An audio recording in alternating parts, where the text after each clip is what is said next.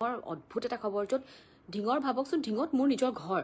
আমি এটা কথা হয় সকলোৱে আমাক খুব হাঁহে আবেগিক জাতি হয় আমি আবেগিক বা টিউশন টিচাৰে ধৰ্ষণ কৰিলে কিহে পাইছে মানুহবিলাকক XYZ মোৰ মানে দেউতাকৰ বাহিৰে মই কাৰো ওচৰতে তাইক থৈ নাযাওঁ একদম লাজ লাগাকে কৈছো মানে কাৰো ওচৰতে মই থৈ নাযাওঁ জানো মোৰ ছোৱালী এজনী নাই জানো কেনেকে আবেগিক নহম মই এটা ভাবিব লগা হৈছে যে মোৰ ছোৱালীজনী কাৰ লগত থম Hello everyone, স্বাগতম জনাইছো পুনৰবাৰ নতুন এটা ভিডিঅ'ৰ মাজলৈ হঠাৎ ঢিঙৰ পৰা আইমি বৰুৱালৈ এটা ফোন আহিল কাৰণ আইমি বৰুৱা ঘৰে হৈছে ঢিঙত আৰু এই ঢিঙতে হৈছে অসম হিলাই যোৱা এটা জঘন্য কাণ্ড ঢিঙতে হ'ল আৰু সেইভাবে আইমি বৰুৱাই বহুত আবেগিক হৈ পৰিছিল কাৰণ যেহেতু অসম হিলাই দিছে ঢিঙৰ যি কাণ্ডই আৰু লগতে আইমি বৰুৱা যেহেতু এগৰাকী কন্যাৰ মাতৃ হয় সো নিজৰ ছোৱালীজনী কথাৰ নিজৰ ছোৱালীজনীৰ ভৱিষ্যতৰ কথা চিন্তা কৰি আইমি বৰুৱা বহুত আবেগিক হৈ পৰিছিল আৰু এই দুখৰ কথা তেওঁ যিসকল ফেচবুকৰ শুভাকাংক্ষী আছে সেই সকলৰ লগত লাইভ যোগেদি এই কথাটো শ্বেয়াৰ কৰিছিল আৰু তাৰে ভিডিঅ'টো আজি মই আপোনালোকৰ মাজলৈ লৈ আনিছো আমাৰ অসমখন এনেকুৱা আছিল জানো আগতে মানে এই যে মানে ধৰ কলিকতাৰ যেটো ঘটনা হ'ল তাৰ পিছত লগে অসমত হাহাকাৰ লাগি পেলাই মানে ইয়াৰ পৰা এটা খবৰ আহে তাৰ পৰা এটা খবৰ আহে এদিন আহি লখিমপুৰৰ পৰা এটা মানে সাংঘাতিক খবৰ যেটো ইমান বেছি দুখ লাগে তাৰ পিছত আহিলে খবৰ এটা হিন্দাখন মই শুনিলো ঢিঙৰ অদ্ভুত এটা খবৰ য'ত মানে আচৰিত লাগিছে ঢিঙৰ যিখিনি খবৰ শুনি তাৰ পিছত আজি আকৌ কিবা এটা পেজ এটা দি আনটুল নৰ্থ ইষ্ট নে কিবা এটা পেজটোত মই দেখিলো আচৰিতকে হুজাই এটা কথা লিখিছে আৰু এটা কিবা আচৰিত কিছুমান ঘটনা মানে আমাৰ অসমখনত হৈছে কি আচলতে বা অসমত পৰাণ দলে কৈছে দিনে ধৰ্ষণ বৃদ্ধি পাইছে তাৰ ওপৰত কি ক'ব আপুনি কি উজনি কি নামনি তাকে ক'ব খুজিছো মানে আমাৰ মানসিকতাবোৰ এনেকুৱা নাছিলে কিন্তু আমি এটা কথা হয় সকলোৱে আমাক খুব হাঁহে আবেগিক জাতি হয় আমি আবেগিক কিন্তু এই আবেগটোৱে আমাৰ আচলতে কোনোবাখিনিত আমি হৈ আছিলো কাৰণ আমি অকমান কথাতে ঠিক আছে আমাৰ দুখ লাগে আমি অকমান কথাতে আবেগিক হৈ একদম হয় আমি সকলো ওলাই আহো সেয়াইতো আমাৰ আপোনতা আমাৰ একতা কিন্তু সেই আবেগিক জাতিটো কোনখিনিত সলনি হৈ গলো বাৰু আমি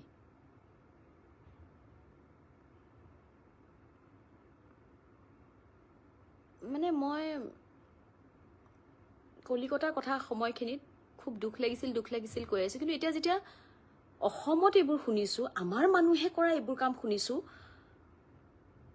মোৰ লাগিছে যেন আমি সেই সহজ সৰল জাতিটো হৈ আছো নে বাৰু কেনাটো ক'ত লাগিলে বাৰু আমাৰ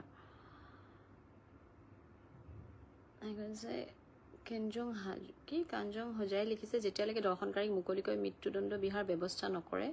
তেতিয়ালৈকে ধৰ্ষণ হৈয়ে থাকিব বা হয়তো মোক বহুতে বেয়া পাব একদম সঁচা কথা কৈছে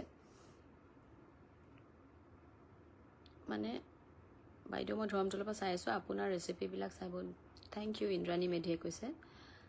জন্মাষ্টমী পাতিবনে এজনে সুধিছে নিশ্চয়কৈ পাতিম কিন্তু মই আচলতে প্ৰথমতে যেটো কথা পাতিব মানে ক'ব খুজিছো লাহে এইকেইদিন মানে নেশ্যনেল মিডিয়াটো অসমৰ নামটো খুব কৈ আহিছে মানে এনেকৈ যদি আহি থাকে আৰু কোনো ভাল নামত আহা নাই কোনো ভাল কাম কৰি পেলাই অসমৰ নামটো উজ্জ্বল হোৱা নাই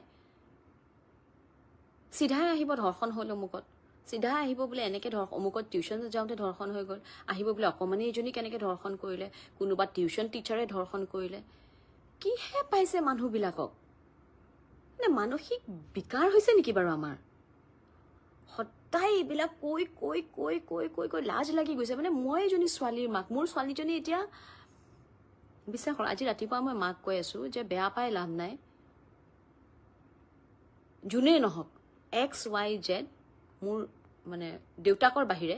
মই কাৰো ওচৰতে তাইক থৈ নাযাওঁ একদম লাজ লাগাকে কৈছো মানে কাৰো ওচৰতে মই থৈ নাযাওঁ মই মানে মোৰটো গৰম উঠি আহে আজি ৰাতিপুৱা যেতিয়া মাক কৈ আছো যে মা তোমাৰ মোৰ বা মানে দেউতাকৰ বাহিৰে কাৰো ওচৰত তাইক কিন্তু এৰি থৈ মানে মোৰ এনেকুৱা হয় ন শ্বুটিঙত ওলাই যাওঁ দুইজনী মা থাকে কিন্তু এতিয়া বিশ্বাস কৰক শ্বুটিঙত মই 1 সেকেন্ড শান্তিত থাকিব নোৱাৰিম মাহতে অনবৰতে চাই নিচিনা লাগি থাকে তাই অকমানি ছোৱালী এই 6 বছৰ হৈছে কিন্তু নিলজ্জভাৱে কৈছো আজি মাহতৰ আগত কাৰণ আমাৰ ঘৰত এইবিলাক কথা পাতা নহয় সাধাৰণতে ইমান খোলাকৈ কিন্তু এতিয়া ভাবিছোঁ এইবোৰ কথা পাতিব লাগে আমি যে বৰ যে লাজ পাওঁ এইবোৰ অমুক তমুক অত চুব নালাগে তত চুব নালাগে এইবিলাক কথা যে আমি নিশিকাওঁ যে এই যে কিবা এটা চিন ওলোৱাৰ লগে লগে সিহঁতৰ চকুটো ঢাকি দিওঁ নহয় শুদ্ধকৈ আনে বেয়াকৈ ভুলকৈ শিকোৱাতকৈ আনে সেই কথাখিনিৰ ভুল উদাহৰণ দিয়াতকৈ আমি মাক দেউতাকে শুদ্ধকৈ ঘৰত শিকাব লাগে কি হয় কেনেকৈ হয় কোনটো বয়সত আমাৰ শৰীৰৰ সলনি হয় কিয় সলনি হয় ই যে এটা যোগাত্মক কথা ই যে পৃথিৱীৰ একো নোহোৱা কথা নহয় প্ৰত্যেকৰে হয় আমি যদি ল'ৰা ছোৱালীৰ লগত মুকলিমূৰীয়াকৈ পাতো মই ভাবোঁ যে বহুতখিনি ই হয়তো কাম দিব সুৰজ দিহিঙীয়া বা আপুনি আৱেগিক হৈ গৈছে ন আৱেগিক নহ'ম নেকি কওকচোন মই মাক নহয় জানো মোৰ ছোৱালী এজনী নাই জানো কেনেকৈ আৱেগিক নহ'ম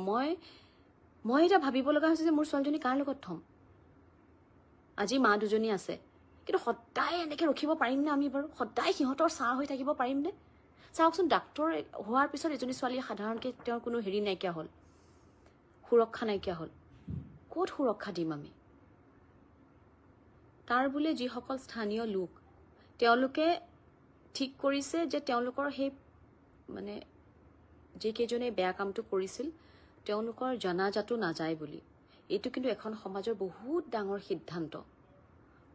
ডাঙৰ সিদ্ধান্ত এইটো তেওঁলোকে কিন্তু সঁচাকৈ এটা ডাঙৰ উদাহৰণ দেখাইছে